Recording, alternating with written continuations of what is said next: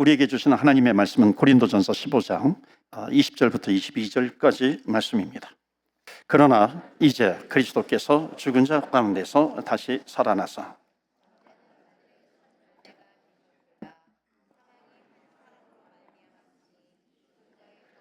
한 사람으로 말미암는도다.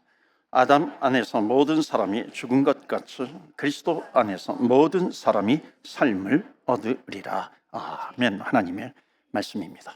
오늘도 하나님의 말씀에 은혜 받으시고 또 부활의 소망, 부활의 능력으로 살아가시기를 주의 이름으로 축원합니다. 아멘. 지난주는 종려주일이었습니다. 오늘은 부활주일. 종려주일부터 시작을 해서 고난주간이 시작이 됩니다.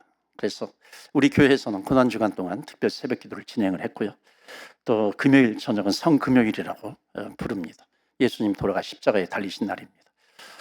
그때는 우리가 또 성금요 성찬 예배를 진행합니다. 특별히 이번에 은혜를 많이 나눠주셨어요. 그래서 특별히 은혜 속으로 들어가게 되었고, 또 성찬 금요 성찬 예배 때도 참 특별한 은혜를 체험하게 되었다라고 하는 그런 고백을 많이 해 주셨습니다. 특히 지난주부터 시작해서 예루살렘 성전, 오늘 혹시 처음 오신 분들은 처음 들으실 수도 있겠지만 예루살렘 중심으로 해서 어퍼시티, 고지대 도시와 저지대, 남쪽과 동쪽에 그 형성이 되어 있는 저지대, 로우어시티죠. 그 마을이 있었습니다.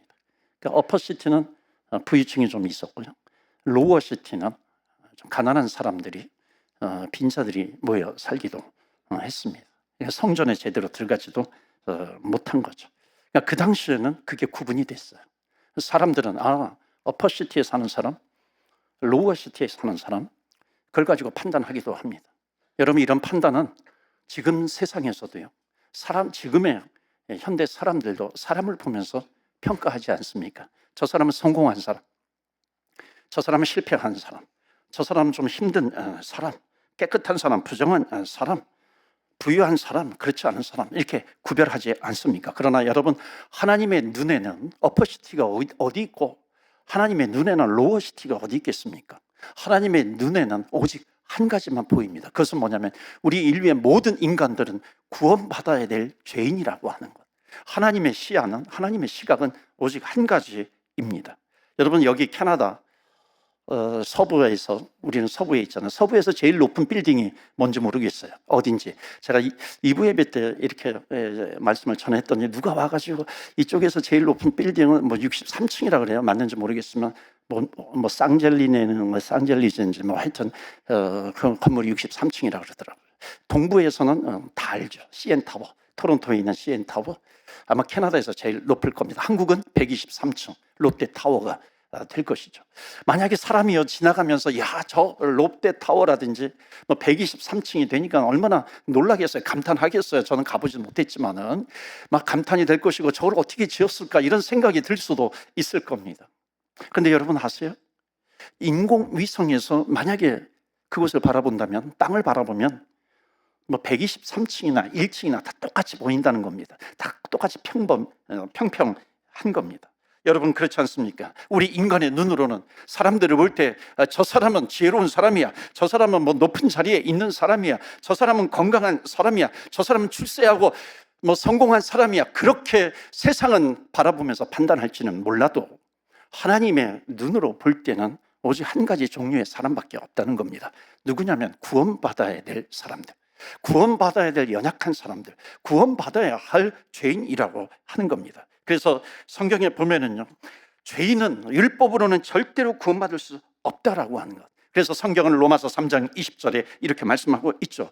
그러므로 율법의 행위로 그의 앞에 의롭다 하심을 얻을 육체가 없나니 율법으로는 죄를 깨달음이니라. 그러니까는 저지대에 사는 사람들, 예루살렘 중심으로 로우어시티에 사는 사람들은 율법 중에 율법인, 그 당시에 뭐냐면 성전에 들어가서 성전 제사를 드릴 수 있어야 되는데 제물을 드리면서 거기에는 참여하지 못하는 그런 사람들입니다. 그러니까는 율법을 지켜야 성전 제사를 드려야 구원을 받을 수 있는데 도저히 성전에 들어가지 못하니까 율법으로는 구원을 받을 수가 없고 뿐만 아니라 어퍼시티에 사는 사람들, 그 사람은 부유층의 사람들이라 할지라도 그 사람들도 율법의 행위로는 절대로 구원받을 수 없다라고 하는 그것을 알기 때문에 율법 외에 무엇인가가 와야 된다는 거예요.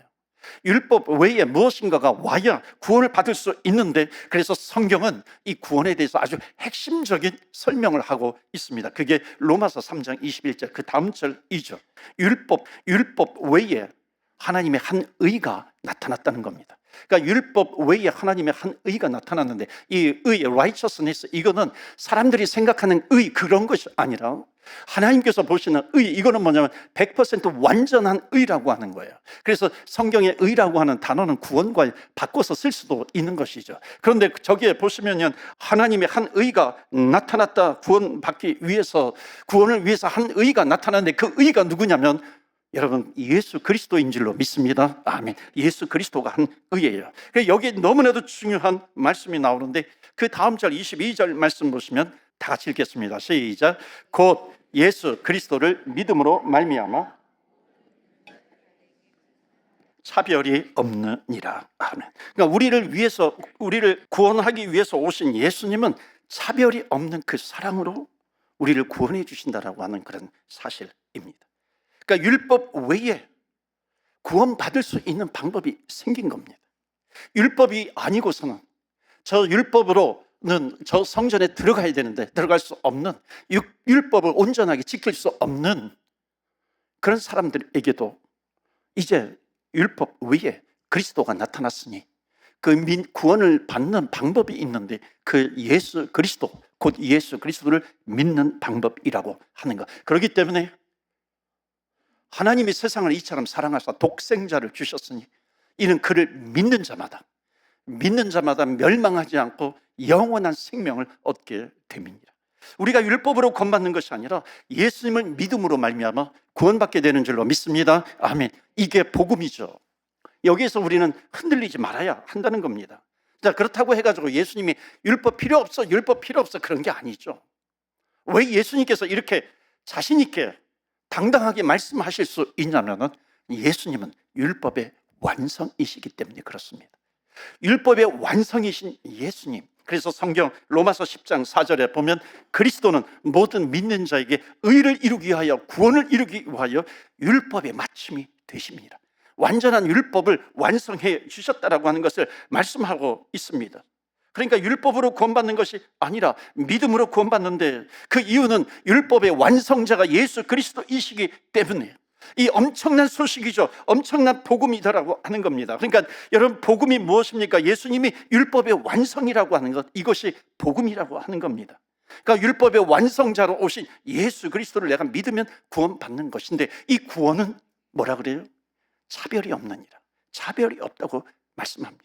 엄청나게 좋은 소식. 그래서 복음을 good news, gospel, 복음, 좋은 소식입니다. 왜? 차별이 없다라고 하는 것이죠.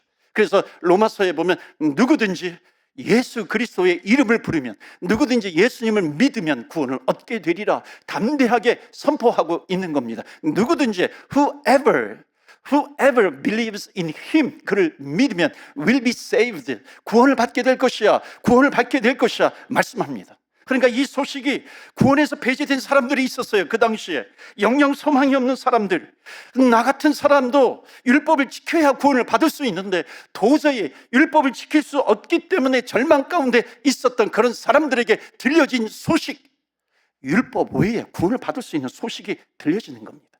예수 이름을 부르면, 예수를 믿으면 구원을 받을 수 있다라고 하는 그런 소식이 들려진 거죠. 그래서 예수님께서 예루살렘에 나타나셨을 때 사람들이 길거리에 쏟아져 나온 겁니다. 예수여, 우리를 좀 구원해 주소서. Save us, 호산나. 예수여, 우리를 구원해 주소서. 그 길에 나와서 예수님을 향해서 열렬히 우리를 구원해 달라고 환영합니다. 그런데 여러분, 이 기대가 크면 또 실망이 크지 않습니까? 그 기대감이 불과 5일 만에 산산조각이 나버립니다. 우리를 구원해 줄 줄 알았던 저 예수가 우리를 구원해 주기는커녕 자기의 생명도 살리지 못하면서 십자가에 죽어버린 것입니다.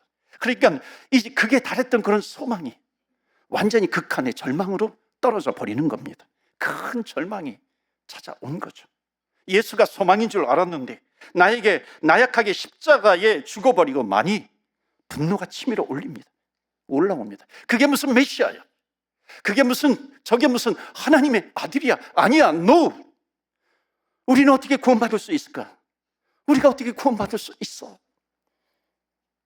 절망과 함께 분노가 막 차오릅니다. 찾아들죠. 그런데 여러분, 예수님이 하나님이시라고 하는 것을 사람들만 몰랐지 하늘도 알고 땅도 알았다는 겁니다. 어떻게 할 수 있어요? 예수님께서 십자가에 달리실 때 지진이 일어나고 무덤 문이 열리고 바위가 깨져버리는 겁니다. 또 그때는 낮이었는데, 대낮이었는데 어두움 캄캄하게 어두워지는 겁니다. 사람들은 몰랐지만 하늘도 이 땅도 예수님의 죽음을 통해서 그 몸을 떨고 있는 것이죠. 마치 이 슬픔 때문에 떨고 있는 것과 같은 겁니다. 그래서 사랑하는 성도 여러분, 예수님께서 십자가에 달려 돌아가셨는데, 그리고 예수님께서 십자가에 죽으시고 무덤 속으로 들어가셨어요. 무덤 속으로 들어갔으면 그것이 끝인가요? 여러분, 이것이 끝인가요? 절대로 끝이 아니라 예수님은 사흘 만에 부활하신 줄로 믿습니다. 아멘. 사흘 만에 부활하신 예수 그리스도, 우리 인간의 모든 죄를 짊어지셨죠. 눈먼 자, 병든 자, 아픈 자, 슬픈 자, 모든 죄의 저주가 나한테 있는데 그것을 어깨에다 짊어지시고 예수님이 어디로 가셨어요? 무덤으로 들어가셨는데, 무덤이라고 하는 것은 죽음과 부활 사이입니다.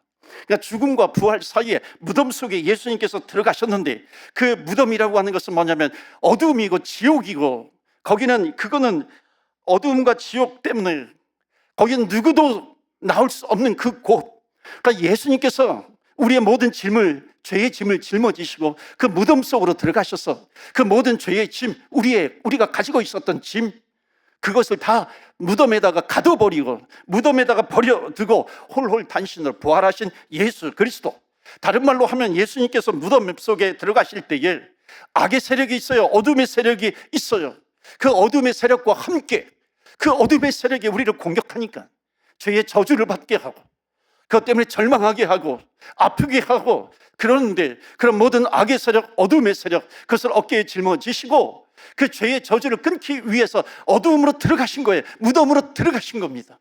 무덤으로 들어가신 그 이후에 홀홀 단신으로 원수들을 모두 이기시고 원수들을 감옥에다가 가둬두시고 예수님께서 몸으로 부활하신 사건, 이것이 부활 사건이라고 하는 겁니다. 그래서 우리가 찬양합니다. 원수를 다 이기고 무덤에서 부활하셨네. 어둠을 이기시고 나와서 성도 함께 길이 다스리시네. 사셨네. 이렇게 찬양하잖아요. 제가 다른 데 가서 찬양은 박수도 막 치고 그러는데 여기 전혀 박수도 나오지 않아요. 억지로 받지만 그래도 기분이 좋습니다. 마귀 대적의 권세를 데리고 간 거예요. 마귀 대적자의 권세를 데리고 가서 그들을 그곳에 두고 가둬버리고 예수님 홀로 무덤에서 살아나오신 사건, 이것이 부활 사건입니다. 그래서 부활이라고 하는 것은 역전의 소식이에요. 반전의 소식입니다. 절망에 빠진 사람들, 우리는 율법에 버려지고 우리 같은 인생에 무슨 소망이 있겠냐고, 그 절망에 빠졌던 사람들에게 예수님께서 다시 살아나셨다라고 하는 이 소식은, 이건 절대로 예수님 한 분만 살아나셨다라고 하는 것이 아니라 예수님이 살아나셨다면 우리들도 살아날 수 있겠다라고 하는 희망이에요. 가능성을 보았기 때문에 이 부활의 소식이라고 하는 것이 얼마나 그들에게 기쁜 소식인 줄로 모릅니다. 예수님 부활하셨을 당시, 특히 저지대에 살고 있었던, 희망 없이 살고 있었던 사람들, 그러니까 예수님의 부활로 끝나는 것이 아니라 우리들의 부활로 반드시 연결된다는 겁니다. 이게 성경에 아주 기막힌 말씀이 있는데요, 좀 이렇게 이해하시면 좋겠는데 제가 좀 서툰 혀로 짧지만 좀 설명을 드릴게요. 이걸 알면 좀 신학적인 깊이가 좀 생기길 테는데, 여러분, 예수님께서 유월절 전날 돌아가신 거예요. 그때 유월절이 언제냐면 토요일입니다. 유월절 전날 금요일이 되는 것이죠. 자, 그런데 원래 유월절이라고 하는 것은 유대력으로, 유대인 달력이 있거든요. 유대력으로 니산 월 14일입니다. 그러니까 6월절은 니산월 14일로 결정이 딱 된 거예요. 그런데 음력, 양력이 있는 것처럼 요일은 바뀝니다.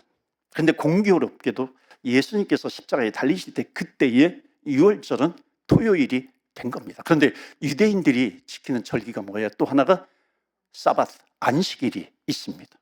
그러니까 안식일이 6월절하고 딱 맞아 떨어진 거예요. 그런데 이때 또 하나의 중요한 절기가 있었는데 그것이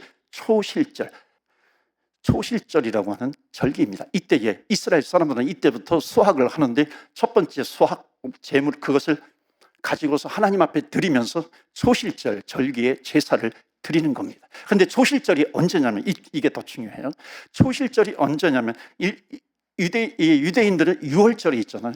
6월절 지나서 처음 안식일, 그 안식일 다음 날이 초실절입니다.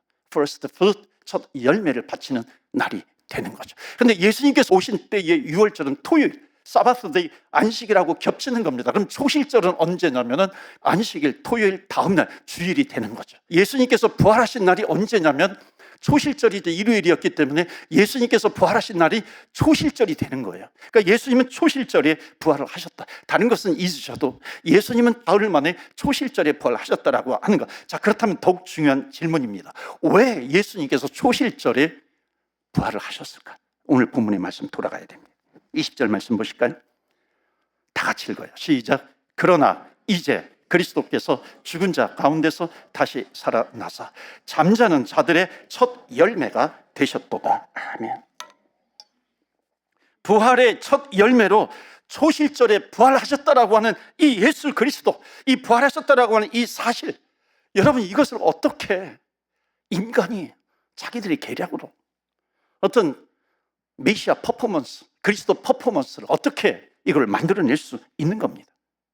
이게 하나님의 섭리가 아니고서는 도저히 설명이 될 수 없는, 예수님께서 부활하신 그날은 공교롭게도 안식일 다음 날 일요일인데요, 그 안식일 다음 날은 유대인들에게는 초실절로 지키는 그날입니다.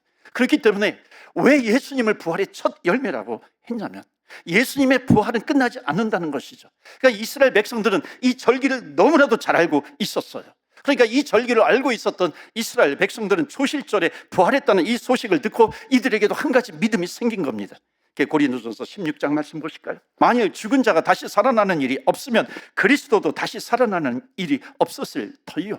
그러니까 주님께서 다시 살아나신 이유는 뭐냐면 그리스도인들, 주님을 믿는 사람들, 죽은 자들이 다시 살아나게 된다라고 하는 그런 뜻이 여기에 담겨져 있는 거죠. 그러니까 사람들은요, 예수님의 부활의 소식을 듣자마자 사람들은 나 같은 인생도 살겠네, 나 같은 사람도 살겠네, 절망한 나도 살 수 있겠네, 내가 지금 병을 안고 살아가고 있는데 병을 안고 있는 나도 살아갈 수 있겠네. 그러니까 예수님의 부활의 소식은, 예수님은 first fruit이 되기 때문에 유대인들에겐 당연히 그 부활의 소식이 다른 사람들의 부활, 나에게도 부활이 임하겠네라고 하는 그들의 소식으로 계속해서 전파가 되게 된 겁니다. 예수님을 버리고 배신하고 도망갔던 12 제자들이 예수님이 부활하셨다라고 하는 소식을 듣고 다시 돌아오게 되는 겁니다. 절망의 옷을 입고 있었는데 예수님이 부활하셨다라고 하는 first fruit이 됨으로 말미암아 그 절망의 옷을 던져버리고 주님 앞에 다시 나온 제자들, 그래서 부활에 참여하게 되면 죽은 자도 살아나게 되는 것이고 내가 살아서 주를 믿으면 영생하리라 라고 하는 것을 알았고, 그렇기 때문에 내가 살아도 주를 위해서 살고 죽어도 주를 위해서 죽는다라고 하는 이 부활의 믿음이 누구에게 생겼는가? 제자들에게 생긴 겁니다. 다시 돌아갔죠. 그 다음에 초실절 다음에 50일이 지나면 오순절입니다. 오순절이 추수의 끝날이에요. 초실절부터 시작해서 오순 50이거든요.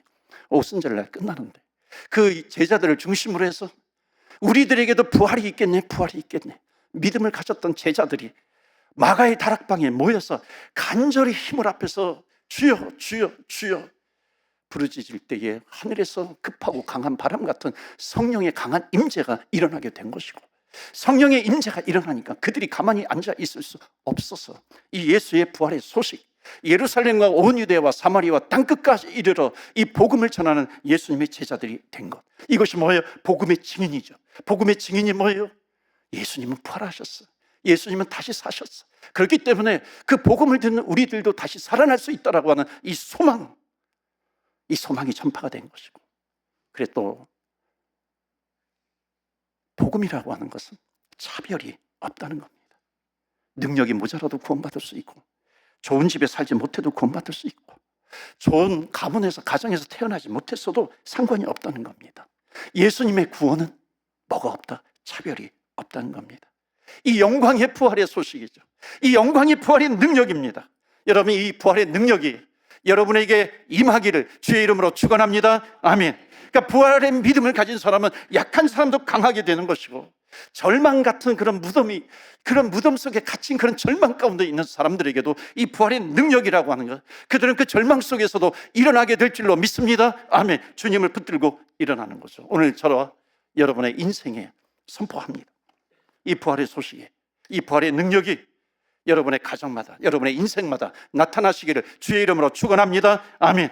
어떤 인생의 문제가 있다 할지라도 복음의 이 부활의 소식이 전파되고 부활의 능력이 전파되면 일어나게 될 줄로 믿습니다. 아멘. 그래서 우리는 선포해야 하는 거죠. 가정의 문제도 해결되고 부활의 소식이 전파가 되면 우리의 자녀들도, 우리의 부모님도 주님의 품으로 돌아오게 되는 것이고, 내가 어떤 아픔과 육신의 고통과 이런 것을 짊어지고 있다 할지라도 부활의 소식이 전파되고 부활의 능력이 전파가 되면 모든 병마가 떠나가게 될 줄로 믿습니다. 아멘. 왜? 예수님은 우리의 모든 아픔을 가지고 무덤 속에 들어가셔서 그것을 가둬버리고 부활하셨는데, 우리에게 지금 필요한 것은 뭐냐면 이 부활의 믿음입니다. 부활의 믿음이 있으면 죽은 자도 살아나겠고, 이 부활의 소식이 밴쿠버 땅에도 전파되고 열방에도 전파가 되고, 지금 곳곳에서 전쟁이 벌어지고 있는데 전쟁터에도 부활의 소식이 전파가 되면 부활의 능력으로 주의 나라가 이루어지게 될 줄로 믿습니다. 아멘. 주님 나라를 위해서 열심히 부활의 능력을 가지고 살아가시는 저와 여러분 되시기를 주의 이름으로 축원합니다. 아멘. 부활이라고 하는 것이, 부활절이 그냥 하나의 절기로 지나가는 것이 아니라 우리가 오늘 부활절 맞이해서 간절하게 기도해야 될 것은 하나님 부활의 과거가 아니라 현재형으로 살아가게 하여 주시옵소서. 우리가 기도하며 나아갑니다. 부활의 현재형, 내가 절망하지 않고 낙심하지 않고 포기하지 않고 예수님의 부활이 나의 부활이 되고 예수님의 부활이 첫 열매가 되었으니 나도 계속해서 부활이 된다라고 하는 것, 우리는 내 인생을 향해서 외쳐야 되는 것이고, 밴쿠버 땅을 향해서도 외쳐야 되는 것, 여러분 가정을 향해서도 외쳐야 되고, 열방을 향해서도 외쳐야 합니다. 부활의 능력이 가득하게 하여 주옵소서. 부활의 소망이 전파되게 하여 주시옵소서. 부활의 현재형으로 살아가게 하옵소서. 우리 다 같이 주의 이름 부르며 기도하며 나아갑니다. 주여, 주여, 주여.